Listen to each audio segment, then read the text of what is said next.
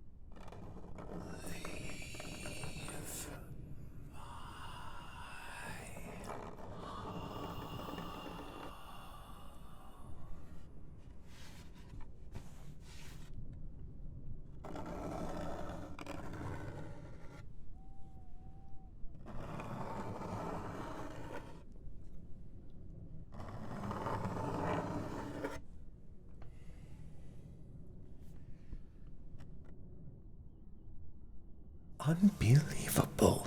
You were actually falling asleep, weren't you? I don't do this for your enjoyment. What sort of flesh and blood human sees a real ghost, gets haunted, and doesn't even bat an eye? You're starting to scare me just thinking about it. Am I losing my edge? I remember this dreadful man in 1941. Hard on the bottle he was. Raised his hand to his wife and kids on more than one occasion. I got fed up with his antics and haunted him mad within a week. Sent him running out through the town stark naked in the middle of January, screaming bloody murder. Wasn't long before the bobbies got hold of him, shipped his rotten behind off to the asylum, And good riddance, I say. His wife and kids lived a better life without him, and that's a fact. They lived here a few years before they all moved north, and the house laid empty for quite a while. I don't remember much of those days. They seemed to blend together. My poor house started to fall apart. The lawn grew until it became a jungle. Oh, it was such a mess. But sometime around 1950, maybe 1955, a well-dressed man showed up out of the blue. He took one look at my broken house and threw up his hands and said, "I'll take it." 2 years later, it was the house, but better than ever. Thick carpet, artwork on every wall, gorgeous lighting. It was such a sight.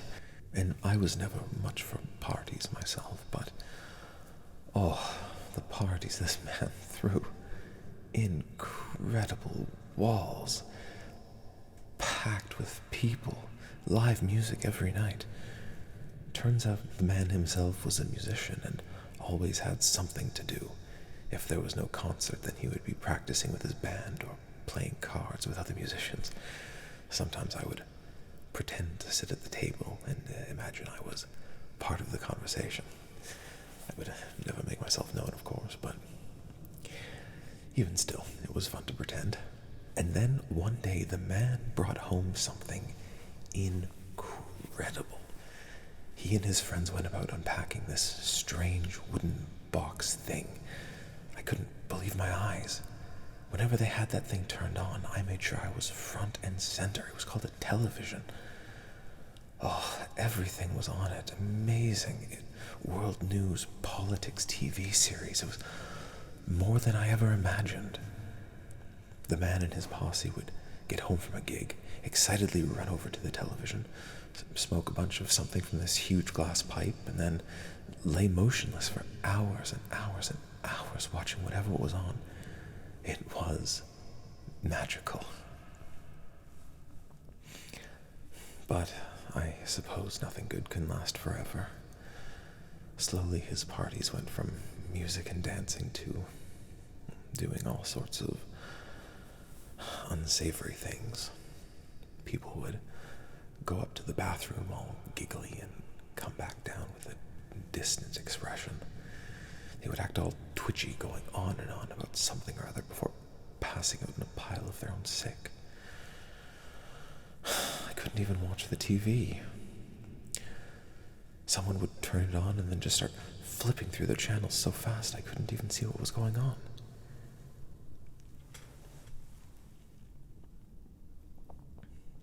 The night that changed everything was when a young musician started partying with the man. Talented young fellow. Used to idolize the man, hung around him like a dog.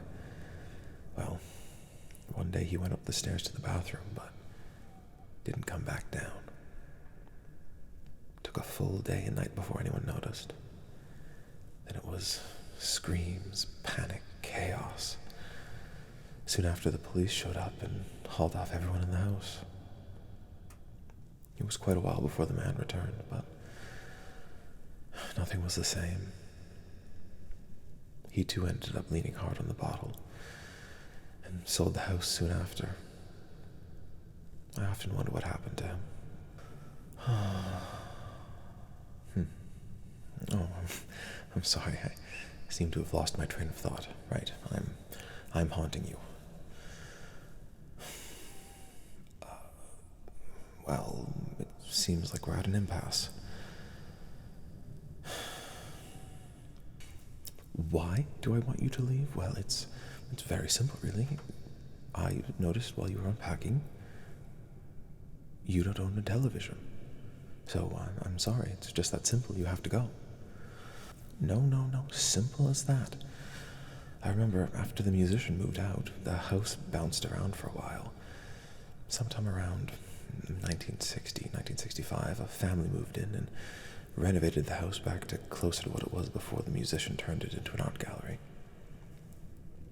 Truth be told, I did like the bright colors and shag carpet, but seeing the walls back to white and the hardwood floors polished brought me back to when I lived here, as it were. Anyway, Both the parents were high-powered lawyers, and they had two wonderful children. Let's see. Liam and Samantha. I'm pretty sure that was their names. And with their parents away from the house most hours of the day, they were left with a nanny, a strict woman who would make sure they had their homework done and at least an hour each day outside before they could watch television. But when they did have a chance to watch, it was truly the golden days of television. Oh, Gilligan's Island, Gunsmoke, I Dream of Jeannie, The Addams Family. That was a personal favorite of mine. If their parents were not too tired, they would watch Star Trek or The Outer Limits, and even after they went to bed, the nanny would stay up most nights watching Coronation Street with the volume as low as possible, so as not to wake anyone. It was so wonderful. Eventually the kids grew up and went off to college, and the nanny retired, followed by the parents only a few years later. Times may have changed, but television remains the same. After that family, there were a few others. Couples, families, bachelors. Each and every one of them watched television. There was this lovely couple, an old GI and his wife, a teacher, I believe. They watched every episode of MASH from the inception of the show to its eventual completion. 266 episodes over 11 years. And their kids would watch Sesame Street and Spider-Man, Scooby-Doo on the weekends. Not the most cerebral shows, granted, but the variety was nice to see. A few years later, they got their hands on a VCR player. Let them watch movies whenever they want. Disney mostly, but a few comedies here and there. There was another family a few years later who watched nothing but documentaries and news. Though I liked the shows more, it was fascinating to see what was going on in the world. I had no idea what was happening between America and the Soviets until then. Nukes and the like. Scary stuff. Lots of sleepless nights in that household. Never did hear what happened with that. The news just sort of stopped talking about Russia all of a sudden, and then it was over. And then the Gatsfelds moved in. A university professor in physics, and his wife, an anthropologist. They may as well have not even owned a TV for the use they got out of it. Every day it was the same. Wake up at 6 a.m., eat, go to work, get home, eat, read boring books, go to bed at 10 p.m., on the dot. After a few years of this unbearable monotony, I just couldn't stand it anymore. So I may have haunted them a bit. I just wanted them to move out, or at least do something interesting. When my subtle nudges failed, I resorted to more drastic measures. So, one night I woke them up and stood at the foot of their bed and explained just how boring they were, and if they didn't move out, I would continue to haunt them. The next day at the breakfast table, they talked about what they saw, but being stuffy science folks, they just brushed me off as a dream or a hallucination, or something they could explain with their books. I tell you, if I could appear to people in the daytime, I would have put my face straight up through his cornflakes and called the man a stuffy old square right to his face. So that night, I haunted them again. But still they didn't budge. They even got a man to check the furnace to see if they were hallucinating. So I did it again, and again, and again, until the man had sunken eyes and the woman was looking over her shoulder at every moment. I may have taken it too far, but I suppose it did work in the end. The two of them did separate, unfortunately.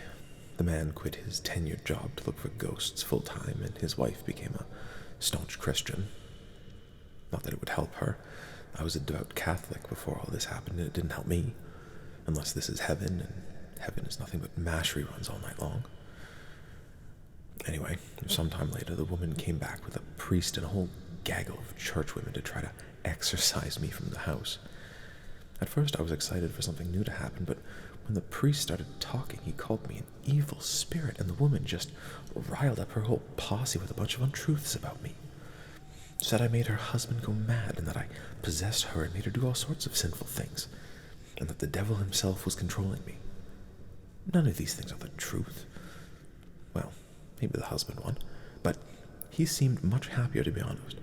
And if I was able to possess anyone, the first thing I would do is march her stuffy behind downstairs, plant it on the Chesterfield, and turn on Magnum PI until the night was dawn. Well, I wasn't about to justify this farce, so I just sat by and watched the group chant and carry on, trying to cast me out or summon me forth, give me a firm talking to, I don't know. Anyway, eventually they got bored and left. Good riddance. But just my luck, the man who bought the house was just as boring as they were. Some fancy pants producer who knew the previous owners. At first I was over the moon with excitement. After all, a TV producer surely watched a fair bit of TV. Bah! He only spent a few hours a week in the house.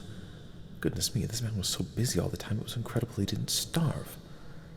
Several times a week he would bring home a tape of his show and watch the episode, taking notes all the while. This was all right, I suppose, being the only of a few people to see the episode before it was sent out, but there were three major problems with this. First, as a rough cut, as so it was called, there was no music, no ambience. The boom mic was dropped into the shot on more than one occasion. It was just not the finished product I was used to. Second, the man was constantly pausing the episode to take notes. Oh, it was unbearable.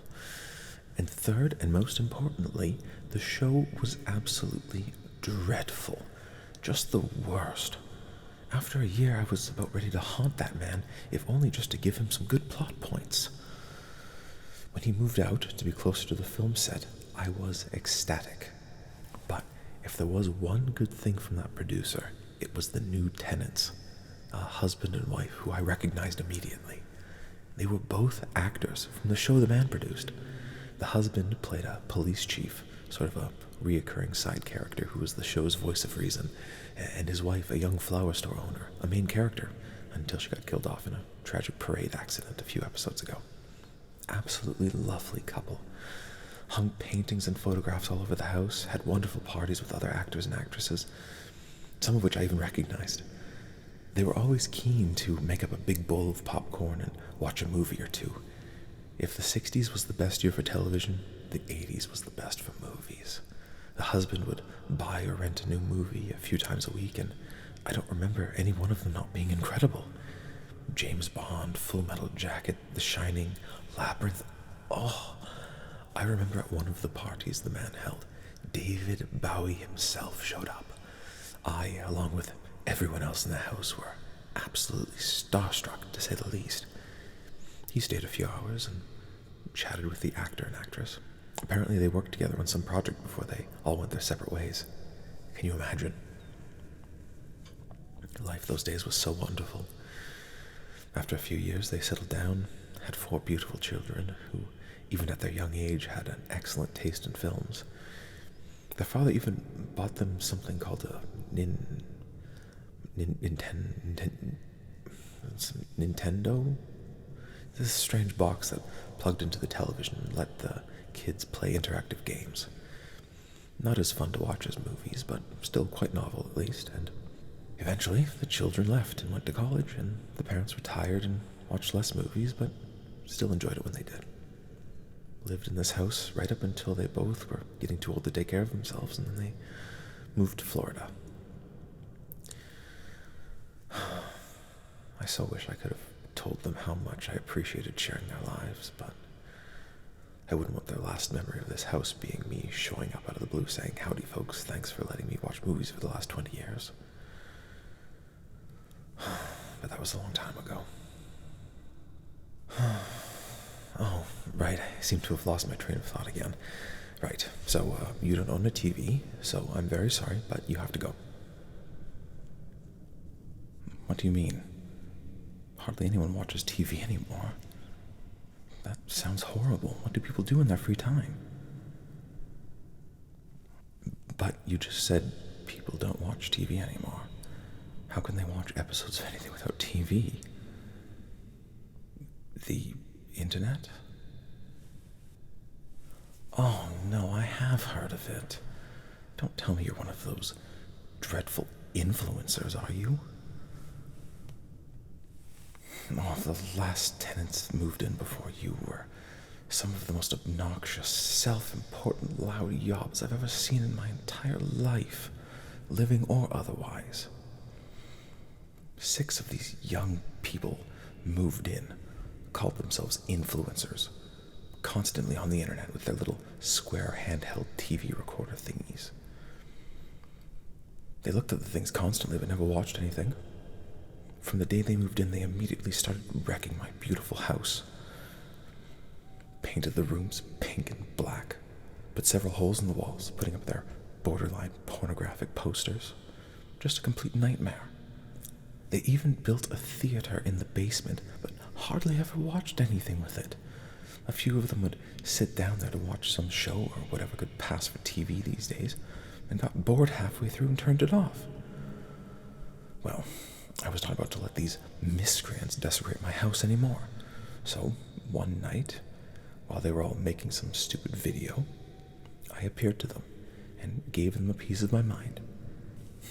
At first, they thought it was a hallucination, which is no surprise based on just how much these overgrown children drank and popped pills. But when they realized I was not a hallucination, their reactions were priceless, like their entire narrow world collapsing around them. I explained to them in no uncertain terms that they were wasting their lives, and no amount of swagger or overpriced clothing would ever make them more than temporarily content, and never truly happy. Sure enough, they all whipped out their little recording doohickeys and pointed them my way, but it's a well-known fact specters don't appear on film of any kind. Maybe it was the realization that their narrow lives had been filled with shallow pursuits for temporary fame, which meant nothing against the relentless pursuit of time. Or, more likely, it was just simply they couldn't use me for content. All one by one, they packed up their bits and bobs and left in a hurry. I'm sure you've seen the state they left this place in. Despicable, I know. Now, I do appreciate you letting me reminisce, but I'm not interested in your follower count or your hoverboards with wheels or your clout, so I'm very sorry, but I'm going to need my house back. What do you mean, no? This was my house first. I built it myself over 160 years ago. Now, as a ghost, I can't leave this house or live anywhere else. Not that I would, for that matter, making the argument of who should leave pointless.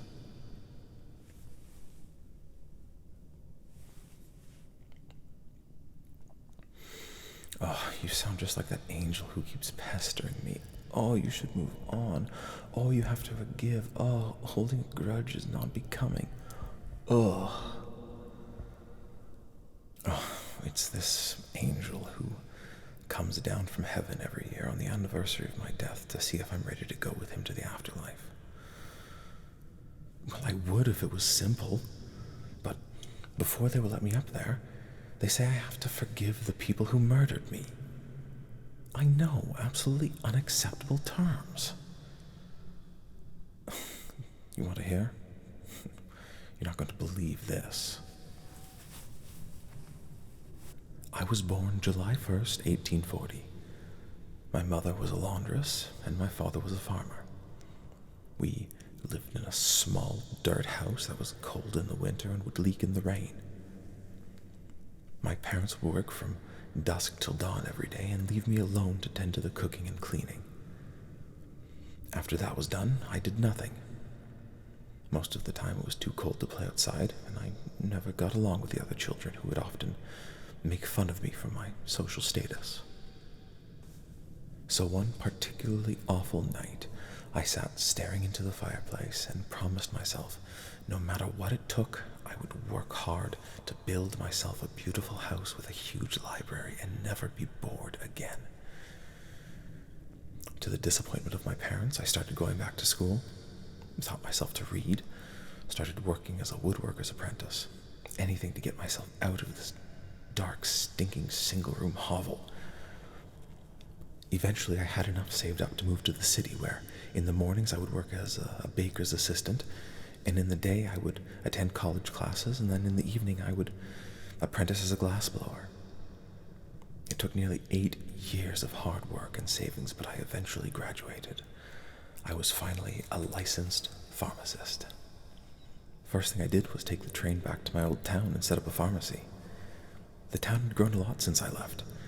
Discovery of a new coal mine in the hills and one of the largest ports in the country. But my parents were just too stubborn. They wouldn't do anything that would make more money, so when I showed up again, they were just as poor as when I left them. A little leaky cabin. So with my first month's pay, I bought my parents a tiled roof that would never leak again. I worked steadily every day for 5 years, saving up my money until I had enough to buy my own land, and then another 8 years on top of that to afford the home I wanted. This home. I worked days in the pharmacy and evenings with the craftsmen and builders to build this house, down to every last detail. After 2 years, it was finally done.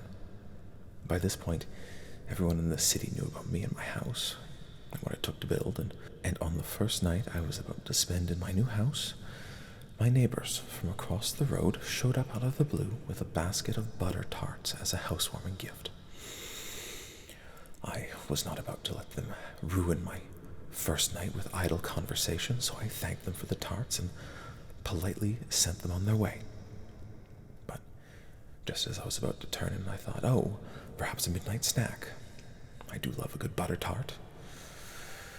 Well, as it turned out, my thoughtful neighbors decided to put crushed pecans in their butter tarts, and I just so happened to be deathly allergic to pecans. And so I worked for 30 years to have a house I could be proud of with a library full of books and a warm, soft place to sleep, just to die 4 feet away from my brand new bed. Now, you tell me, is that fair? I woke up looking at my dead body laying on the floor, and a bright light above me. I looked up to see an angel slowly descending on me, smiling, and he explained that I was dead and my place in the afterlife was waiting, and all I had to do was forgive my neighbors for stealing everything from me. Well, I told that angel to go soak his head. I wasn't leaving, and so he left me here, in my house. So as you see, after all I worked for, there is no way I could ever forgive my neighbors, and so here I stay. I'm not sure what you mean. I didn't have good relations with anyone in the city, let alone my neighbors. What could that have to do with anything?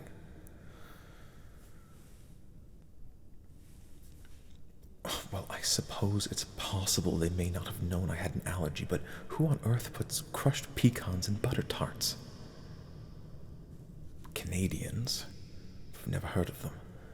Besides, why would my neighbors, who I never talked to, show up uninvited on the day the house I just spent 2 years building was completed to give me a tray of nut-filled butter tarts? Fine, but why were they trying to be friendly, even after I at no point expressed even the slightest interest in them?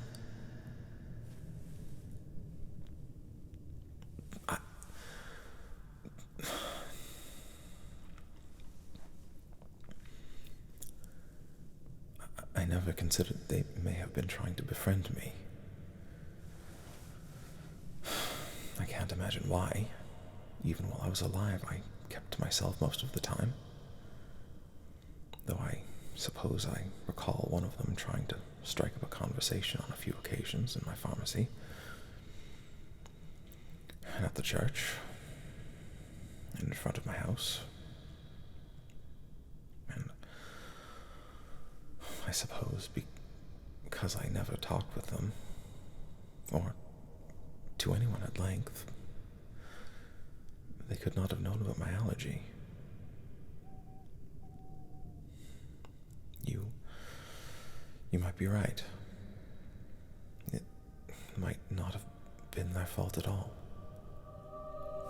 Hey, stop that. I'm not going just yet.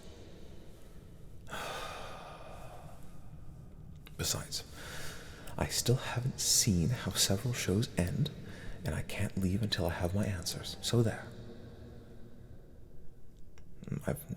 What's a Netflix? Some sort of fishing thing? How many shows? Even the old ones? Well, you'll have to get a TV. That's a TV on the wall? I thought it was a terrible mirror. All right, fine. You have given me a lot to think about, and I propose to you a deal. If you can show me the last season of I Love Lucy, the last 2 seasons of Maverick, the 3rd season of Star Trek, the last 3 seasons of Magnum P.I., the last few episodes of Jag, all of Buffy the Vampire Slayer, a few episodes of Home Improvement, all of Band of Brothers, and every episode of Firefly after season 1, I will leave this plane of existence once and for all. Deal? What do you mean they never made another season of Firefly?